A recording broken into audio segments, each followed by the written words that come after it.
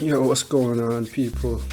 What's poppin'? It's your boy AT back with another episode of the 86. If you're catching this on Spotify, the 86 Live, make sure you guys subscribe to the channel and follow all the social media accounts.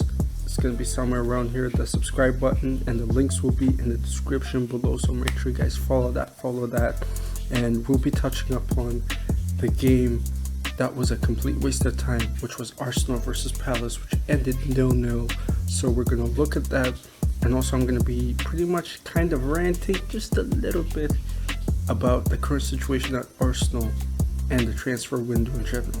So let's do this. But yeah, Arsenal 0, Palace 0, and listen, that game, it showcased our weaknesses, mainly how reliant we are on one specific player, and it just showed how much dependent we are, especially on the young players.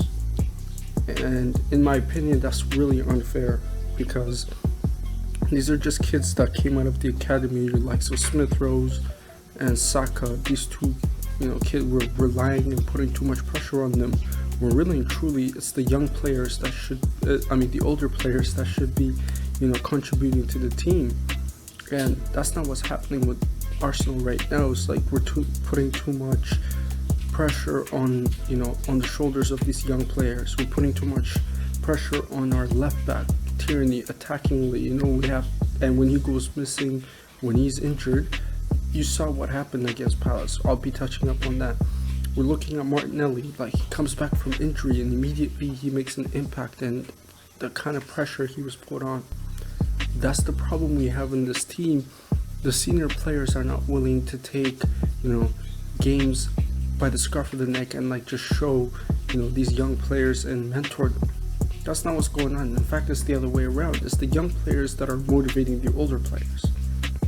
And listen, going to this game, we found out Tierney wasn't playing as a left back, and it just showed how reliant we are on him on that side, because really and truly, that left hand side, he controls it from attacking to defending, everything in between. It goes to Tierney, especially from our side of things, right?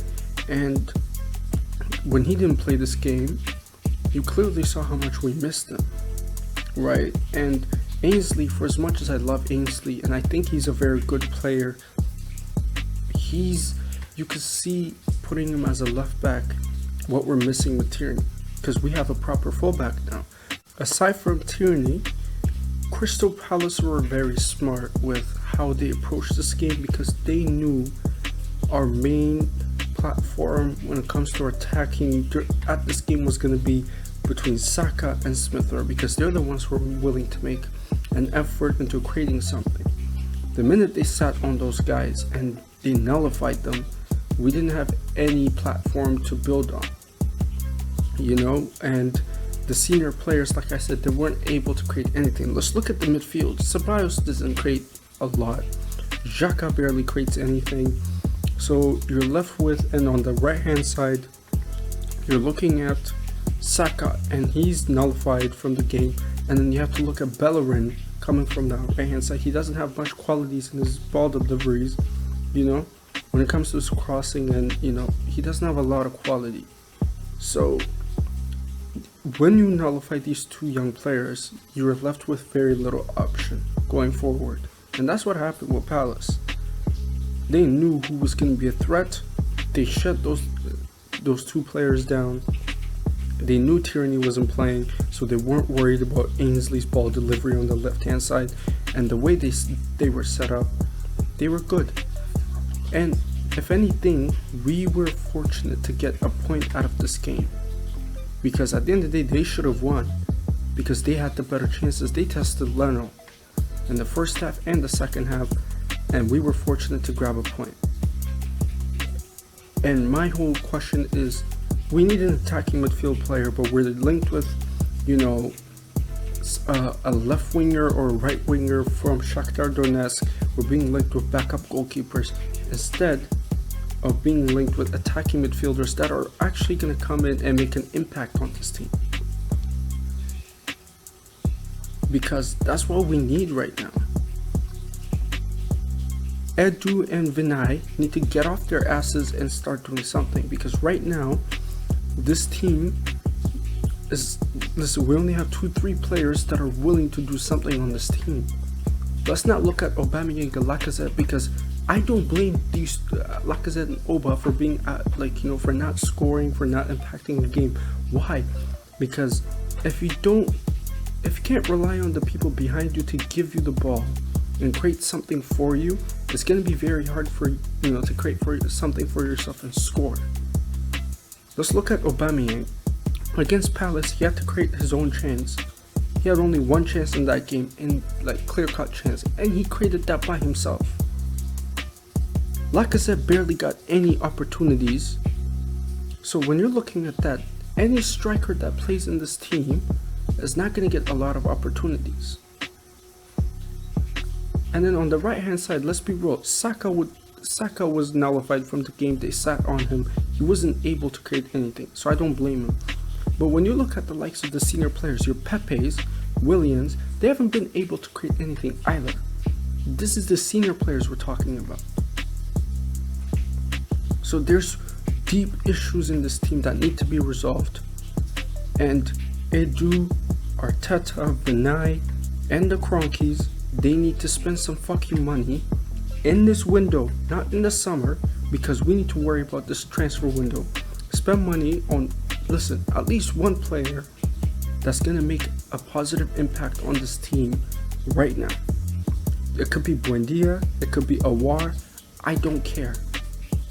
Awar is highly unlikely because he's, listen, we know how the Leon president is.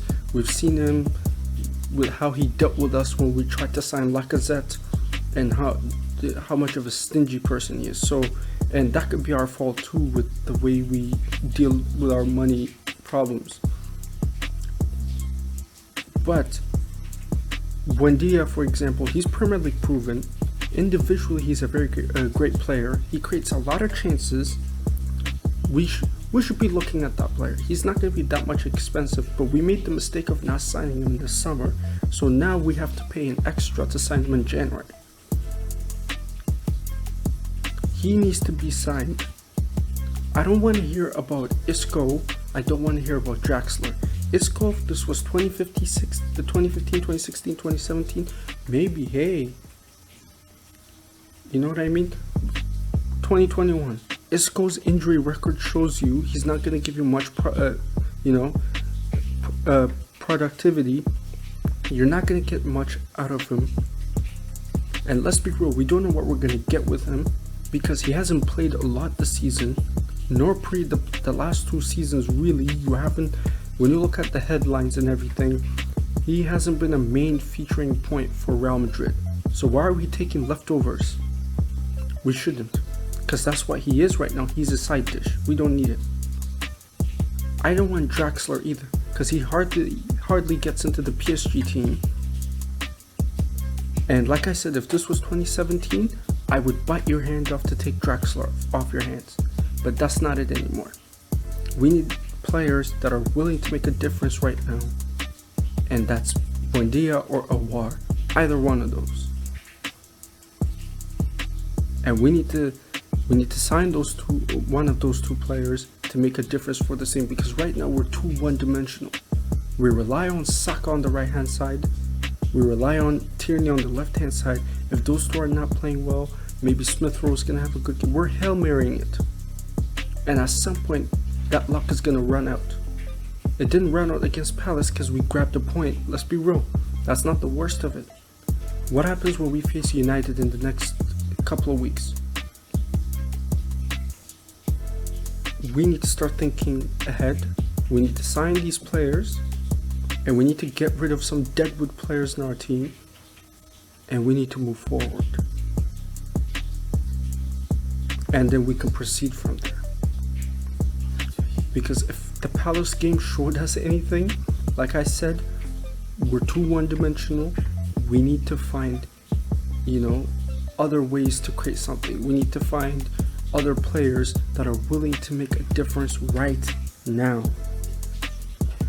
And Edu, Vinay, Kroenkes, get your heads out of your asses and sign the players right now.